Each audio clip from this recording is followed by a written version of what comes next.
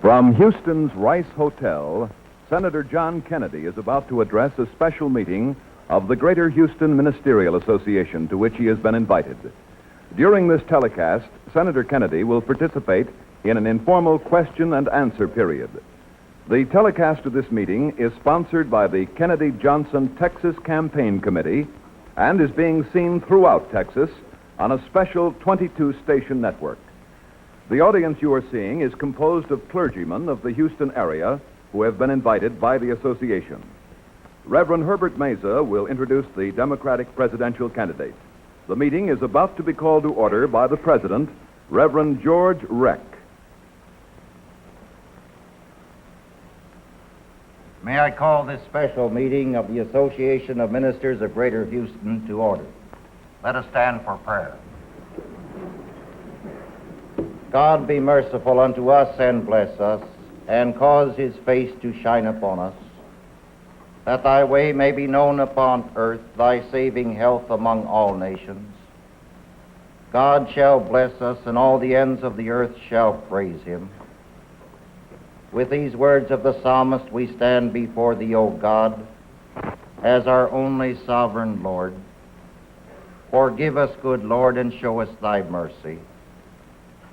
Let thy grace rest upon our nation, and do not take thy gospel light from us. Incline our ears to thee and to thy will, and show us always the truth that makes and keeps men free. In the name of our Lord Jesus Christ we pray, amen. We are very happy that so many of you ministers are present at this meeting. The treasurer of our association, Pastor E.S. Harrison, has wondered to me if some of you would not like to pay your dues for this time, this year, which begins with September. I am sure that he will be in the lobby after this session ready to shake your hand. We are very happy to see so many of you ministers present, and we want this to be a true meeting of the association. Under the policy of your executive committee this year, we wish to have as guests for regular and special meetings as many personalities of note and reputation as possible.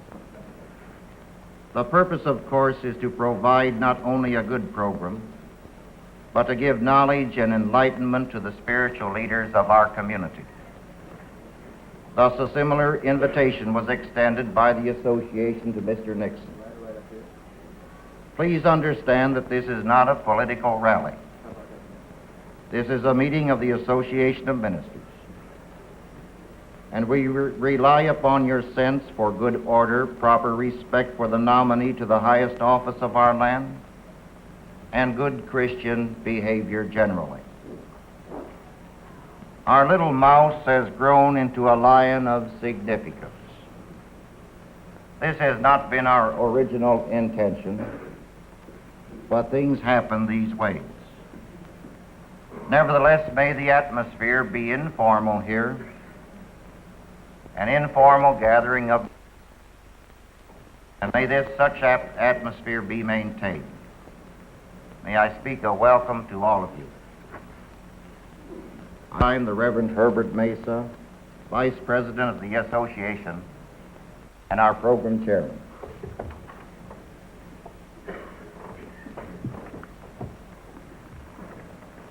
This program this evening does not constitute an endorsement of either the speaker or the party which he represents. The program has been motivated by the religious issues in this campaign, issues that are not modern. There are some who insist that nothing has changed within the Roman Catholic Church, and there are others who insist that nothing should change. The problem is not to deny the religious issue or to brand as intolerant those who raise it. The problem is to place it in proper perspective and to determine where the candidate stands in relationship to that perspective. The extremists on both sides have tended to dominate the debate. Contrary to common propaganda, the South is not a hotbed of religious or racial intolerance. There are many honest minds that are raising honest questions. Many Catholics differ with us on many questions that are relevant to the welfare of our country. The fact that the senator is with us tonight is to concede that a religious issue does exist. It is because there are many serious minds decently raising questions that we have invited the speaker of the evening. And it is for that same reason that we have allowed this meeting to be broadcast. To that end, I should like to introduce at this time the senator from Massachusetts and the Democratic candidate for the President of the United States, Senator John F. Kennedy.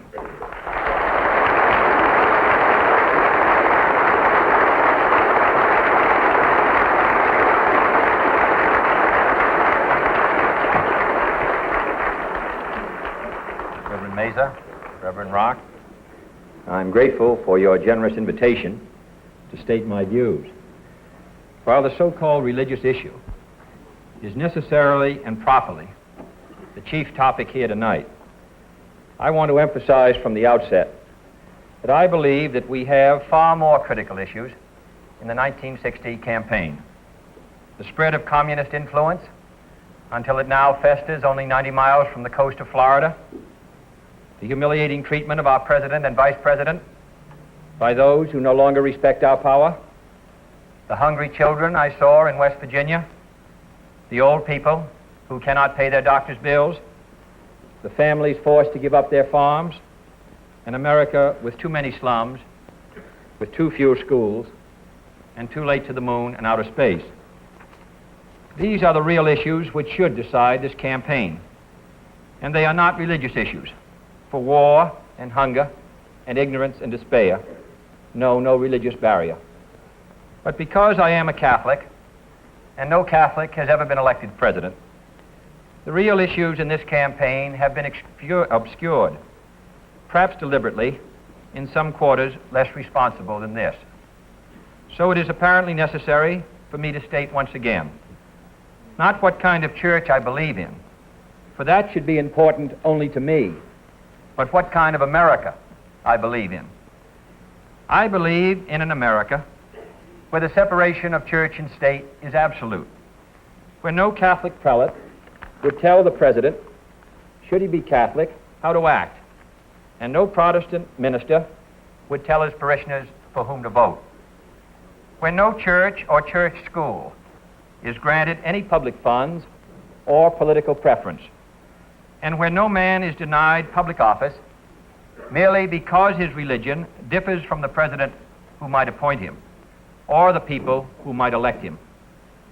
I believe in an America that is officially neither Catholic, Protestant, nor Jewish, where no public official either requests or accepts instructions on public policy from the Pope, the National Council of Churches, or any other ecclesiastical source, where no religious body seeks to impose its will, directly or indirectly, upon the general populace or the public acts of its officials, and where religious liberty is so indivisible that an act against one church is treated as an act against all. For while this year it may be a Catholic against whom the finger of suspicion is pointed, in other years it has been, and may someday be again, a Jew, or a Quaker, or a Unitarian, or a Baptist. It was Virginia's harassment of Baptist preachers, for example, that led to Jefferson's Statute of Religious Freedom. Today I may be the victim, but tomorrow it may be you, until the whole fabric of our harmonious society is ripped apart at a time of great national peril.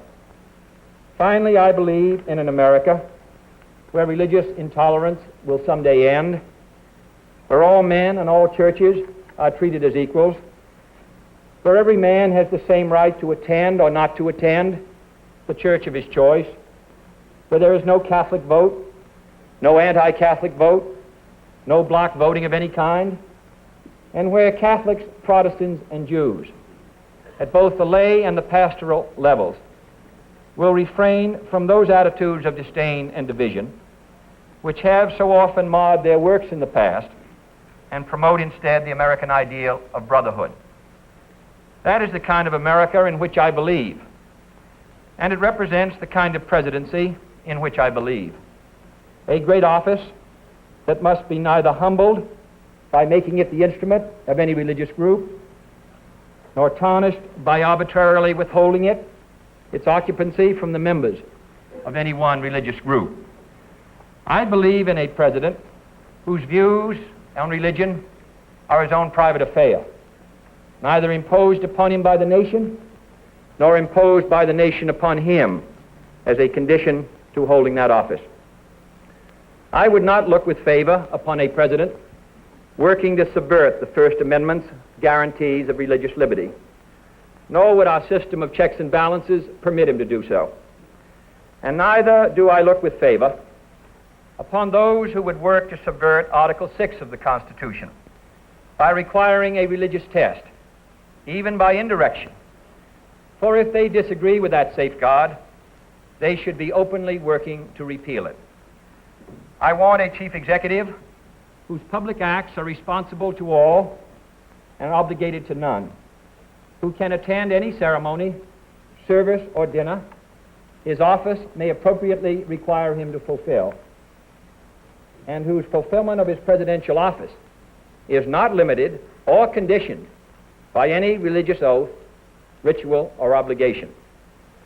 This is the kind of America I believe in, and this is the kind of America I fought for in the South Pacific, and the kind my brother died for in Europe.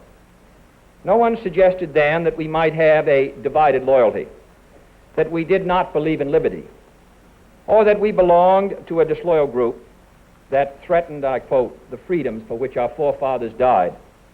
And in fact, this is the kind of America for which our forefathers did die, when they fled here to escape religious test oaths that denied office to members of less favored churches, when they fought for the Constitution, the Bill of Rights, the Virginia Statute of Religious Freedom, and when they fought at the shrine I visited today, the Alamo.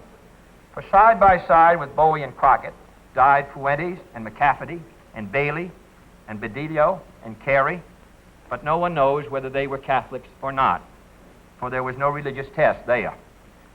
I ask you tonight to follow in that tradition, to judge me on the basis of 14 years in the Congress, on my declared stands against an ambassador to the Vatican, against unconstitutional aid to parochial schools, and against any boycott of the public schools, which I attended myself. And instead of doing this, do not judge me on the basis of these pamphlets and publications. We have all seen that carefully select quotations out of context from the statements of Catholic Church leaders, usually in other countries, frequently in other centuries, and rarely relevant to any situation here, and always omitting, of course, the statement of the American bishops in 1948, which strongly endorsed church-state separation, and which more nearly reflects the views of almost every American Catholic. I do not consider these other quotations binding upon my public acts. Why should you? But let me say, with respect to other countries, that I am wholly opposed to the state being used by any religious group, Catholic or Protestant, to compel, prohibit, or prosecute the free exercise of any other religion. And that goes for any persecution at any time by anyone in any country. And I hope that you and I condemn with equal fervor those nations which deny their presidency to Protestants and those which deny it to Catholics. And rather than cite the misdeeds of those who differ, I would also cite the record of the Catholic Church in such nations as France and Ireland, and the independence of such statesmen as de Gaulle and Adenauer. But let me stress again that these are my views. For contrary to common newspaper usage, I am not the Catholic candidate for president. I am the Democratic Party's candidate for president, who happens also to be a Catholic. I do not speak for my church on public matters, and the church does not speak for me. Whatever issue may come before me as president, if I should be elected, on birth control, divorce, censorship, gambling, or any other subject, I will make my decision in accordance with these views, in accordance with what my conscience tells me to be in the national interest, and without regard to outside religious pressure or dictates. And no power or threat of punishment could cause me to decide otherwise. But if the time should ever come, and I do not concede any conflict to be remotely possible, when my office would require me to either violate my conscience or violate the national interest, then I would resign the office, and I hope any other conscientious public servant would do likewise. But I do not intend to apologize for these views to my critics of either Catholic or Protestant faith, nor do I intend to disavow either my views or my church in order to win this election. If I should lose on the real issues, I shall return to my seat in the Senate, satisfied that I tried my best and was fairly judged. But if this election is decided on the basis that 40 million Americans lost their chance of being president on the day they were baptized, then it is the whole nation that will be the loser in the eyes of Catholics and non-Catholics around the world, in the eyes of history, and in the eyes of our own people. But if, on the other hand, I should win this election, then I shall devote every effort of mind and spirit to fulfilling the oath of the presidency, practically identical, I might add, with the oath I have taken for 14 years in the Congress. For without reservation, I can, and I quote, solemnly swear that I will faithfully execute the office of President of the United States and will, to the best of my ability, preserve, protect, and defend the Constitution, so help me God.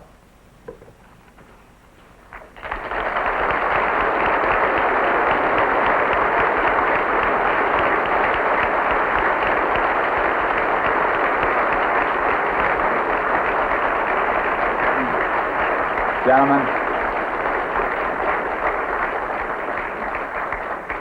due to the press of time, we should begin immediately with a question and answer period. You know the ground rules. Are there any questions?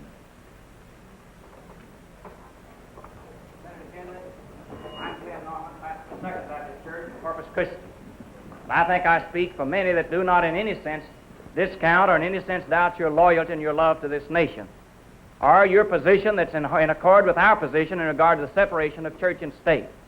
But could I bring it down to where we stand right here tonight as two men of just near the equal age, just standing facing each other? If this meeting tonight were being held in the sanctuary of my church, it's the policy in my city that has many very fine Catholics in it, but it's the policy of Catholic leadership to forbid them to attend a Protestant service. If we tonight were in the sanctuary of my church, just right as we are, would you and could you attend as you have here? Well, yes, I could. Now, I can attend any, as I said in my statement, I would attend any service in the interest that had any connection with my public office. Or in the case of a private ceremony, weddings, funerals, and so on, of course I would participate and have participated. I think the only question would be whether I could participate as a participant, a believer in your faith, and maintain my membership in my church. That, it seems to me, comes within the private beliefs that a Catholic might have.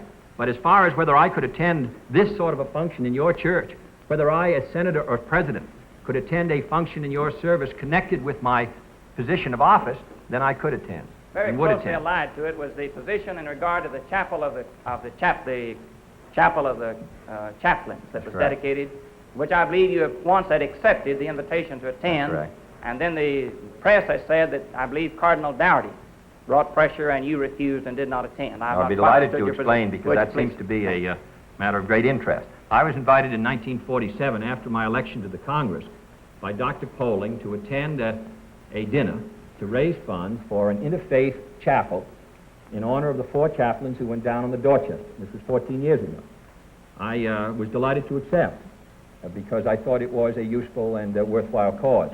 A few days before I was due to accept, I learned through my administrative assistant, who had friends in Philadelphia, that two things. First, that I was listed, and this is in Dr. Poling's book, in which he describes the incident, as the spokesman for the Catholic faith at the dinner. Charles Taft, Senator Taft's brother, was to be the spokesman for the Protestant faith. Senator Lehman was to be the spokesman for the Jewish faith. The second thing I learned was that the chapel, instead of being located as I thought it was, as an interfaith chapel, was located in the basement of another church. It was not, in that sense, an interfaith chapel. And for the 14 years since that chapel was built, there has never been a service of my church because of the physical location. I therefore informed Dr. Poling that while I would be glad to come as a citizen, in fact, many Catholics did go to the dinner, I did not feel that I had very good credentials to attend as the spokesman for the Catholic faith at that dinner to raise funds, when the whole Catholic church group in Philadelphia were not participating, and because the chapel has never been blessed or consecrated. Now, I want to make it clear that my grounds for not going were private. I had no credentials to speak for the Catholic faith at a dinner for a chapel which no Catholic service has ever been held. So that, and to this day, unfortunately, no service has been held at the present time. But I think if I may separate that, if this were a public matter, I told Dr. Poling I'd be glad to go as an individual, but I could not go as a spokesman in that occasion. Senator Kennedy, Canon Rutenbar of Christ Church Cathedral here in Houston. Surely. I've read this platform and the planks in it with great interest, and especially in the realms of freedom. And I note that in the educational section, the right of education for each person is guaranteed or offered for a guarantee. It also says that there shall be equal opportunity for employment. In another section it says there shall be equal rights to housing and recreation. All of these speak, I think, in a wonderful sense to the freedom which we want to keep here in America. Yet, on the other hand, there is, in another place in the platform, I read these words: "We will repeal the authorization for right-to-work laws." Now, it seems to me that in this aspect here, and I feel that these are much more important than any religious issue, here you are abolishing an open shop. You are taking away the freedom of the individual worker, whether he wants to work and wants to belong to this union or not. Now, isn't this sort of double talk? You're guaranteeing freedom on the one hand, and yet you're going to take it away on the other. No, I don't agree with that. I think there's a dichotomy here in the platform. Well, that provision has been in the platform since 1948. And I'm sure there's a difference of opinion between us on that matter and between many Democrats on that matter. But I think that it's a decision which goes to economic and political views. I don't think it involves a constitutional guarantee of freedom. In other words, under the provisions of the Taft-Hartley law, a state was permitted to prohibit a union shop, but it was not permitted to guarantee a closed shop. Now, my own judgment is that uniformity in interstate commerce is valuable, and therefore I hold with the view that it's better to have uniform laws and not a law which is in interstate commerce, and these are all, this is not intra, but interstate commerce, right, which permits one condition in one state and another in another. This is not a new provision. It's been in for the last three platforms. Thank you. Max Galkey, president of Gulf Coast Bible College and pastor of First Church of God here in Houston, and I am a member, Mr. Mesa, of the Houston Association of Ministers. Mr. Kennedy, you very clearly stated your position tonight in regard to the propagation of the gospel by all religious groups in other countries. And I appreciated that much because we Protestants are a missionary people. However, the question I have to ask is this: if you are elected president, will you use your influence to get the Roman Catholic countries of South America and Spain to stop persecuting Protestant missionaries and to give equal rights to Protestants to propagate their faith as the United States gives to the Roman Catholics or any other group? I would use my influence as President of the United States to encourage the development of freedom all over the world. One of the rights which I consider to be important is the right of free speech, the right of assembly, the right of free religious practice, and I would hope that the United States and the President would stand for those rights all around the globe without regard to geography or religion or political tradition. Thank you. Mr. Kennedy. This is E.H. Westmoreland, pastor of the South Main Baptist Church here in Houston. I have received today a copy of a resolution passed by the Baptist Pastors Conference of St. Louis, and they're going to confront you with this tomorrow night. I would like for you to answer to the Houston crowd before you get to St. Louis. Yes, sir. This is the resolution. With deep sincerity and in Christian grace, we plead with Senator John F. Kennedy, as the person presently concerned in this matter, to appeal to Cardinal Cushing, Mr. Kennedy's own hierarchical superior in Boston, to present to the Vatican Mr. Kennedy's sincere statement relative to the separation of church and state in the United States and religious freedom as represented in the Constitution of the United States, in order that the Vatican may officially authorize such a belief for all Roman Catholics in the United States.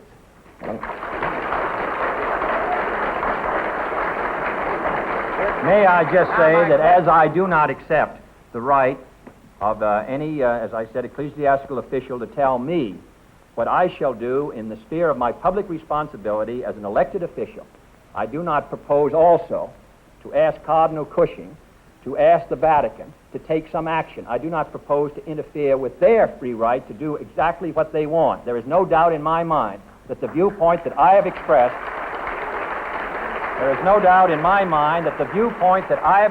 tonight publicly represents the opinion of the overwhelming majority of American Catholics. Mr. Kennedy, and I think that what my view, I have no doubt, is known to Catholics around the world. I'm just hopeful that by my stating it quite precisely, and I believe I state it in the tradition of the American Catholics, way back all the way to Bishop John Carroll, I feel that I hope this will clarify it without my having to take the rather circuitous route. This is the position, I think, of the American Catholic Church in the United States with which I am associated. We appreciate your forthright statement. May I say we have great admiration for you. But until we know this is the position of your church, because there will be many Catholics who will be appointed if you're elected president, we would like to know that they too are free to make such statements as you've been so courageous to make. Well, let me say that anyone that I would appoint to any office as a senator or as a president would, I hope, hold the same view of the necessity of their living up to not only the letter of the Constitution, but the spirit. If I may say so, I am a Catholic. I've stated my view very clearly. I don't find any difficulty in stating that view. In my judgment, it is the view of American Catholics from one end of the country to the other. Why? Because as long as I can state it in a way which is, I hope, satisfactory to you, why do you possibly doubt that I represent a viewpoint which is hostile to the Catholic Church in the United States? I believe I'm stating the viewpoint that Catholics in this country hold towards the happy relationship which exists between church and state. Do you state it with the approval of the Vatican? I don't have to have approval in that sense. I have not submitted. I have not submitted my statement before I read it to the Vatican. I did not submit it to Cardinal Cushing. But my judgment is that Cardinal Cushing, which is a cardinal from the diocese of which I'm a member, would approve of this statement in the same way that he approved of the 1948 statement of the bishop. In my judgment, and I am not a student of theology, I am stating what I believe to be the position of my personal position and also the position of the great majority of Catholics across You have been the United watching States. Senator I John hope Kennedy that other appearing countries before the Greater may Houston someday Ministerial enjoy the same Association in an happy unrehearsed relationship question and of answer separation period. from church and The state. telecast of this meeting was sponsored by the Kennedy Johnson Texas Campaign I'm the one Committee who's running in for the office behalf of of Senator president, Kennedy's not Cardinal candidacy for the not presidency anyone of the We would United like States. very much for the Through Cardinal the to make- facilities of KTRK TV, this has been a special Texas State Network program.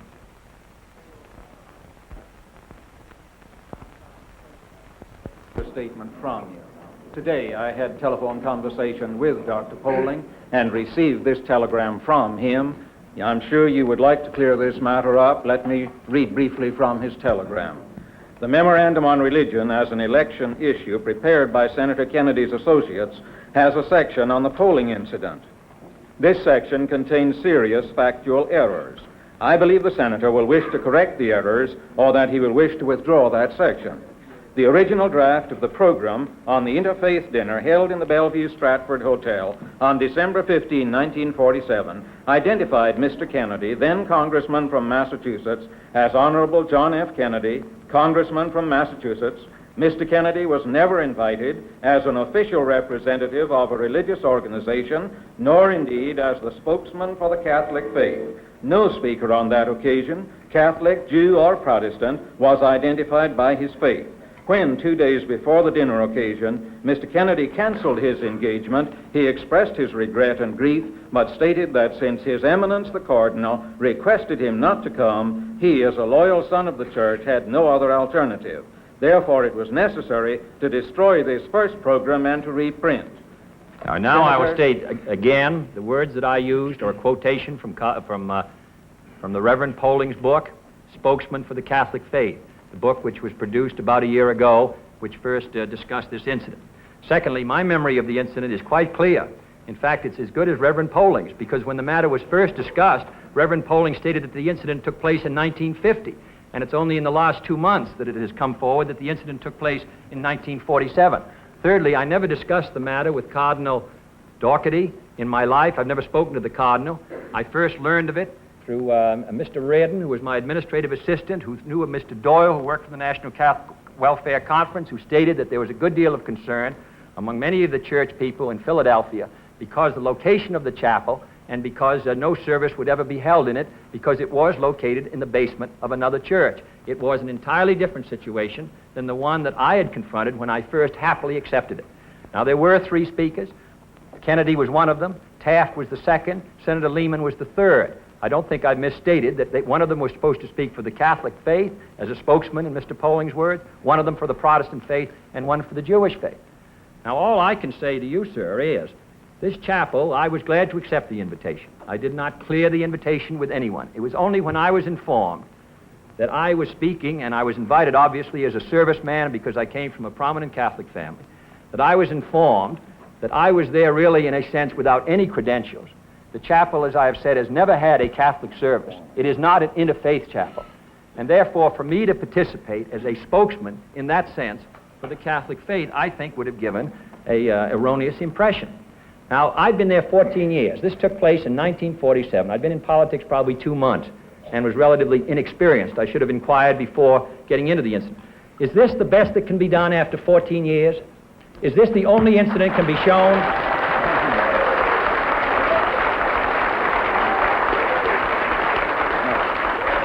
And this was a private dinner. This was not a public dinner. This was a private dinner.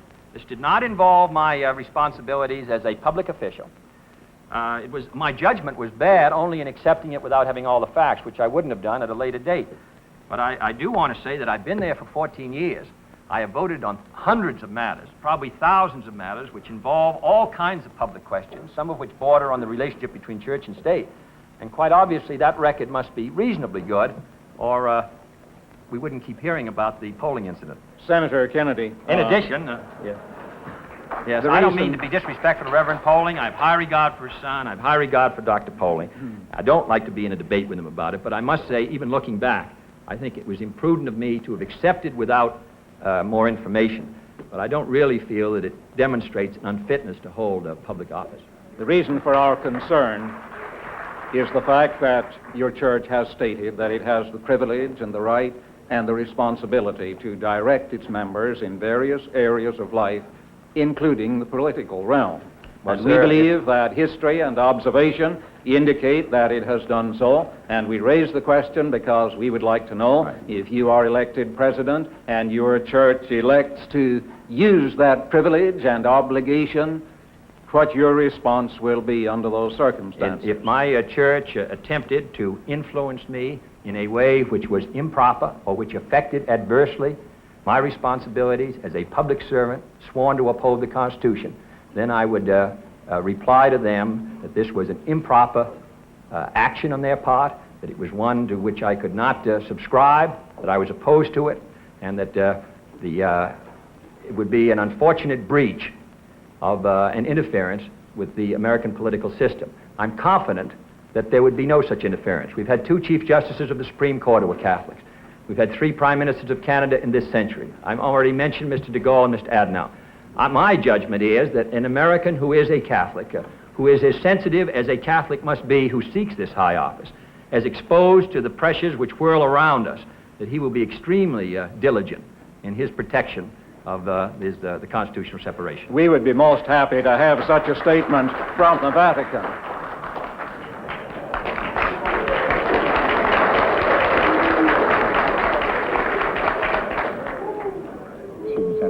Because of the briefness of the time, let's cut out the applause. Senator Kennedy, V.E. Howard, Minister of the Church of Christ. First of all, I should like to quote some authoritative quotations from Catholic sources, and then propose a question.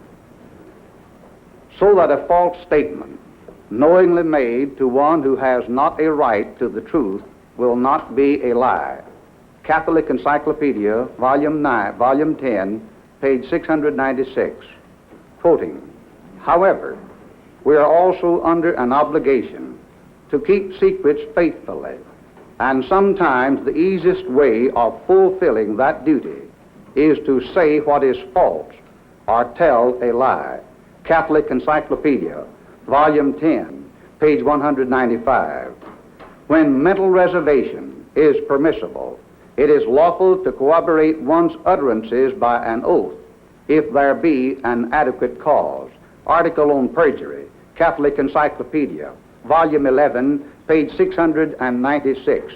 Quoting again, the truth we proclaim under oath is relative and not absolute. Explanation of Catholic Morals, page 130. Just recently, from the Vatican in Rome, this news release was given from the official Vatican newspaper, and I'm quoting that of date May 19th, 1960, Tuesday, stated that the Roman Catholic hierarchy had the right and duty to intervene in the political field to guide its flock. The newspaper rejected what is termed, quoting, the absurd split of conscience between the believer and the citizen. However, Observator Romano made it clear that its stern pronouncement was valid for Roman Catholic laymen everywhere. It deplored the great confusion of ideas that is spreading especially between Catholic doctrine and social and political activities, and between the ecclesiastical hierarchy and the lay faithful in the civil field. Pope John XXIII recently gave this statement according to the St. Louis Review, date of December 12, 1958, quote, Catholics may unite their strength toward the common aid, and the Catholic hierarchy has the right and duty of guiding them. Question, sir.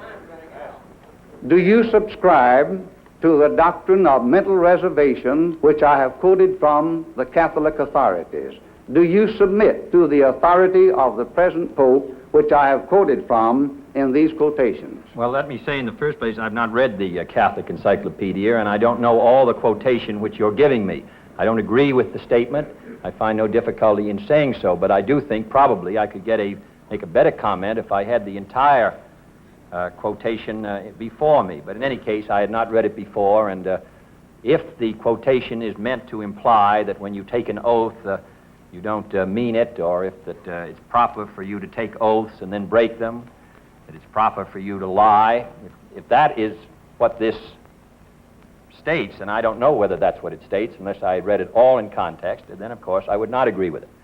Secondly, on the question of the Observatory Romano article, once again I don't have that in full. I read the statement of last December, which was directed to a situation in Sicily where some of the Catholics were active in the Communist Party, but I'm not familiar with the one of May 1960 that you mentioned. In any case, the Observatory Romano has no standing as far as binding me. Thirdly, the quotation of Pope John of 1958. I didn't catch all of that, and if you read that again, I'll tell you whether whether I support that or not. Pope John the 23rd only recently stated, according to the St. Louis Review, date of December 12, 1958, quoting, Catholics must unite their strength toward the common aid, and the Catholic hierarchy has the right and duty of guiding them.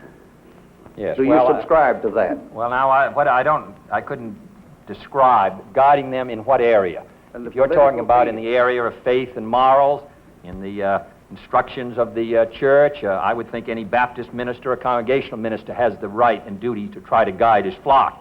If you mean that just by that statement that the Pope or anyone else could bind me in the fulfillment, by a statement, in the fulfillment of my public duties, I say no.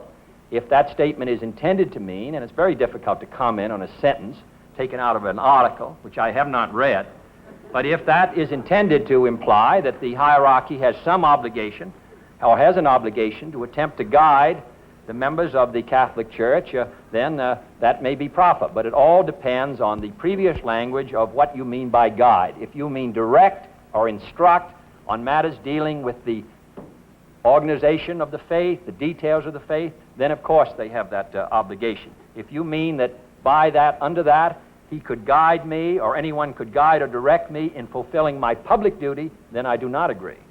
Thank you, sir. Then you do not agree with the Pope on that statement. Gentlemen, Now, you see, that's why I wanted to be careful, because that statement, it seems to me, is taken out of context that you just made to me. I could not tell you what the Pope meant unless I had the entire article. I would be glad to state to you that no one can direct me in the fulfillment of my duties as a public official under the United States Constitution. That I am directed to do to the people of the United States, sworn to an oath to God. Now that is my flat statement. I would not want to go into details on a sentence that you read to me, which I may not understand completely. I think my statement is quite clear. Gentlemen, we have time for one more question, if it can be handled briefly. Senator Kennedy, Robert McLaren from the Westminster Presbyterian Church here in Houston. You have been quite clear, and I think laudably so, on this matter of the separation of church and state, and you have answered very graciously the many questions that have come up around it. There is one question, however, which seems to me quite relevant, and this relates to your statement that if you found by some remote possibility a real conflict between your oath of office as president, that you would resign that office if it were in real conflict with your church. No, I said with my conscience. With your conscience. Yeah. In the syllabus of errors of Pope Leo IX, which the Catholic Encyclopedia states is still binding, although it's from a different century, is still binding upon all Catholics, there are three very specific things which are denounced, including the separation of state and church, the freedom of religions other than Catholic to propagate themselves, and the freedom of conscience. Do you still feel, these being binding upon you, that you hold your oath of office above your allegiance to the Pope on these issues? Well, let's go through the issues, because I don't think there's a conflict on these three issues. First issue, as I understood it, was on the relationship between the Catholics and the state and other faiths. Was that the... No, the separation of church and state. Yes. He explicitly considers Well, I an error. support that. I support that. And in my judgment, the American Bishop Statement of 1948 clearly supported it. That, in my judgment, is the view held by Catholics in this country. They support the constitutional separation of church and state, and they are not in error in that regard. So I just want to finish. The second was the right of religions other than Roman Catholic to propagate themselves. I think that they should be permitted to propagate themselves, any faith, without any limitation by the power of the state, or encouragement by the power of the state. What's the third one? The third was the freedom of conscience in matters of religion, and this also, in point 46, I believe it is, extends to freedom of the mind in the realms of science, but this is part. Yes, well, I believe in freedom of conscience. Let me just, I guess our time is coming to an end, but I believe in it. Let me say finally that I am delighted to come here today. I don't want anyone to think, because they interrogate me on this very important question, that I regard that as unfair questions or unreasonable, or that somebody who is concerned about the matter is prejudiced or bigoted. I think this fight for religious freedom is basic in the establishment of the American system, and therefore any candidate for the office, I think, should submit himself to the questions of any reasonable man. My only objection would be, my only limit to that would be that if somebody said, regardless of Senator Kennedy's position, regardless of how much evidence he's given that what he says he means, I still wouldn't vote for him because he's a member of that church. I would consider that unreasonable. What I consider to be reasonable and an exercise of free will and free choice is to ask the candidate to state his views as broadly as possible, investigate his record to see whether he states he believes, and then make an independent, a rational judgment as to whether he could be entrusted with this highly important position.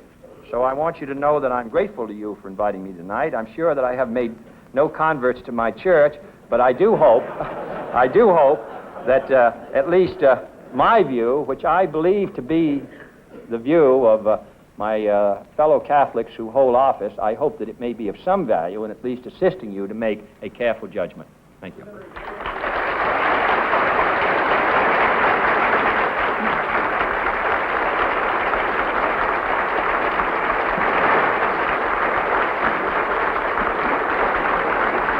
We're going to, gentlemen, shall we remain standing? You have been watching as we Senator have- John Kennedy appearing before the Greater Houston Ministerial Association in an Shall we unrehearsed remain question and standing answer while we period. are led into The benediction telecast of by this the meeting was Reverend sponsored by the George Kennedy Johnson Texas Campaign Committee in behalf of Senator Kennedy's candidacy for the presidency of the United States. Through the facilities of KTRK-TV, this has been a special Texas State Network program.